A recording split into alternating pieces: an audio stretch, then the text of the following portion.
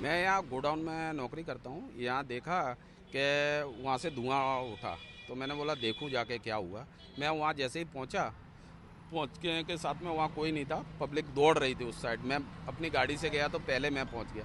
वहाँ जाते ही देखा तो प्लांट में आग लगी हुई थी और बाजू में 3 जन पड़े हुए थे। एक लेडीज़ थी और 2 जेंट्स थे। वो जेंट्स को फिर मैंने 100 नंबर पे फ़ोन किया, एम्बुलेंस को फ़ोन किया, फायर ब्रिगेड को फ़ोन किया। एम्बुलेंस आई, मेरे साथ में मेरा एक ड्राइवर भी था।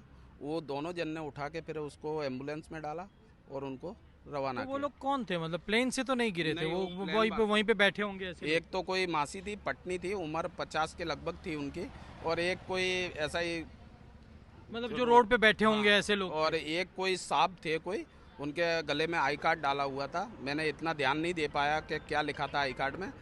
और फिर उनको मैंने एम्बुलेंस में डाल के रवाना किया। तब तक वहाँ पुलिस भी आ गई, एनएसजी कमांडो भी आ गए, फिर हमारे को वहाँ से हटा दिया गया। तो जब आप मतलब सबसे पहले कैसे मालूम पड़ा आपको? कोई आवाज़ आई हाँ, क्या? आवाज़ आई थी, बहुत भयंकर आवाज़ आई थी, जैसे बॉम्ब ब्लास्ट होता है ऐसी आवाज़ आई। फिर हम वहाँ पहुँचे, धुआंड़ा हो रहा था, आग लगी थी, तो मैंने बोला जाके देखूँ। तो किसी ने बोला कि प्लेन गिरा है, किसी ने कुछ बोला। वहाँ पहुँचे, देखा कि माहौल ज़्यादा ख़राब था और वो 3 जन पड़े हुए थे। गोडाउन के बाजू में ड्राइवर हूँ, नौकरी करता हूँ। ये भोगा के मनाज गोडाउन। धुआं का देखा तो दौड़ के गए, तो जो लाश बाहर पड़ी थी उनको प्लेन के पास तो जा ही नहीं सकते थे।